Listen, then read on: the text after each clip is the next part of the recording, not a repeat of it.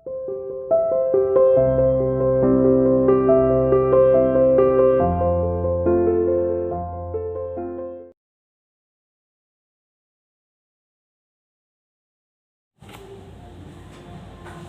students, welcome to CR International School online classes. Today I am here to teach you English grammar chapter 15 tenses. बेटा एक बार फिर से आज हम अपने चैप्टर 15 टेंसेस पर आते हैं जिसका हम फ्यूचर टेंस कर रहे हैं. ओके, फ्यूचर टेंस में हमने फ्यूचर इंडेफिनिट और फ्यूचर कॉन्टिन्यूअस कर लिया था और आज हम करने वाले हैं फ्यूचर परफेक्ट टेंस. ठीक है बेटा, फ्यूचर कॉन्टिन्यूअस टेंस की मैंने आपको पहचान बताई थी. जिस हिंदी वाक्यों में रहा होगा, रही होगी, रहे होंगे आता है, वो होता है हमारा फ्यूचर कॉन्टिन्यूअस टेंस. ठीक है, ओके.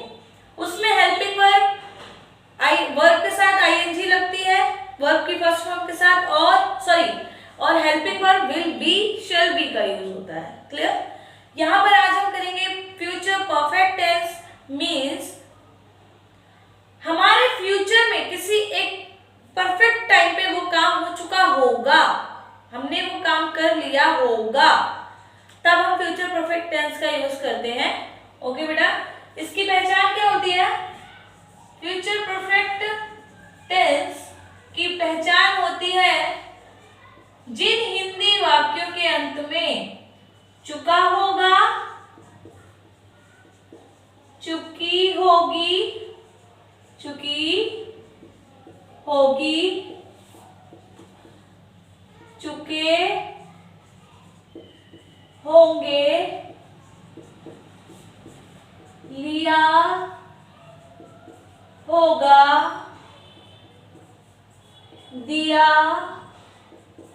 होगा, ली होगी, दी होगी आदि आते हैं. वो होते हैं हमारे फ्यूचर परफेक्ट टेंस. ठीक है बेटा, जिन हिंदी वाक्यों के अंत में चुका होगा, चुकी होगी, चुके होंगे, लिया होगा, दिया होगा, ली होगी, दी होगी आदि आते हैं, वो होते हैं हमारे फ्यूचर परफेक्ट टेंस. ठीक है बेटा, यस. इसमें हेल्पिंग वर्ब वही विल का यूज होगा और साथ में हैव लगेगा. ठीक है, will have, shall have. Okay, yes. Helping verb किसका यूज होगा?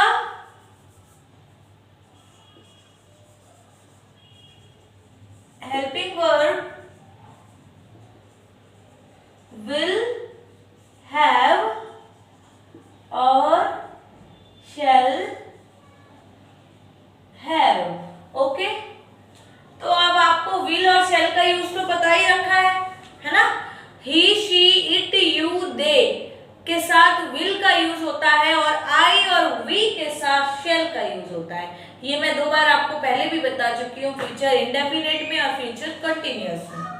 ठीक है बेटा, तो इसका अफर्मेटिव सेंटेंस बेटा, अफर्मेटिव सेंटेंस वो होते हैं जिनमें नहीं का प्रयोग नहीं होता और क्वेश्चन नहीं पूछा जाता. मीन्स सिंपल होते हैं.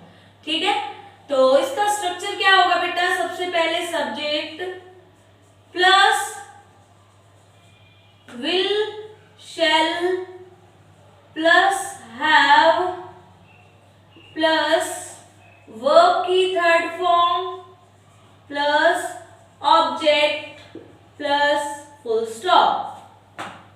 ठीक है, चाहे तो आप इसको अलग अलग लिख लो, विल हैव और शैल हैव, या ऐसे लिख लो विल या शैल प्लस हैव, एक ही बात है. ठीक है, हाँ. तो देखिए अफर्मेटिव सेंटेंस का स्ट्रक्चर है subject plus will, shall plus have plus verb की third form plus object plus full stop. जैसे कि एग्जाम्पल, वह स्कूल जा चुकी होगी. ठीक है, वह स्कूल जा चुकी होगी. तो अब इसमें चुकी होगी आ गया, it's means future perfect tense, और इसमें नहीं का प्रयोग नहीं हो रहा और कोई क्वेश्चन नहीं पूछा जा रहा, इट्स मीन्स अफर्मेटिव सेंटेंस. तो अब हम इसका रूल अप्लाई कर देंगे. सबसे पहले सब्जेक्ट, सब्जेक्ट कौन है? वह कौन है? चुकी होगी मीन्स गर्ल है, तो शी के साथ हमें विल यूज करना है। शी विल प्लस हैव, तो हैव लगा दिया, प्लस वर्ब की थर्ड फॉर्म जाने की क्रिया गो की थर्ड फॉर्म क्या होती है? गोन। ठीक है, ऑब्जेक्ट क्या है? School, to school.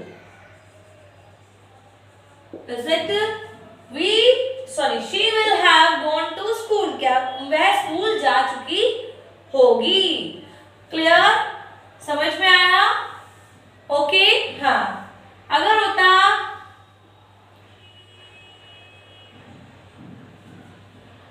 हम खेल चुके होंगे, हम खेल चुके होंगे, तो कैसे बनाएंगे बेटा? हाँ, सबसे पहले सब्जेक्ट क्या है? हमको क्या लिखेंगे? वी। अब क्या लगेगा? विल और शैल। वी के साथ क्या लगता है? शैल। Very good. अब हैव लगाएंगे, उसके बाद वर्ब की थर्ड फॉर्म क्या है? खेलने की क्रिया, खेल चुके होंगे। प्ले का क्या हो जाएगा? Played. Okay, clear to you? समझ में आ गया? हाँ। अब देखिए हमारा नेक्स्ट, देखिए बेटा, negative sentence.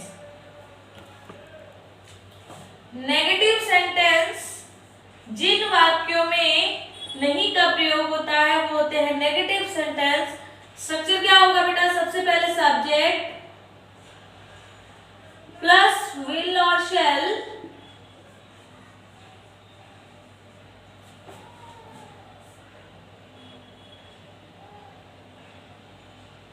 Plus not, plus have, plus verb की third form, plus object, plus full stop. ठीक है, तो अब एग्जांपल इसी को ले लेते हैं हम लोग। वह स्कूल नहीं जा चुकी होगी,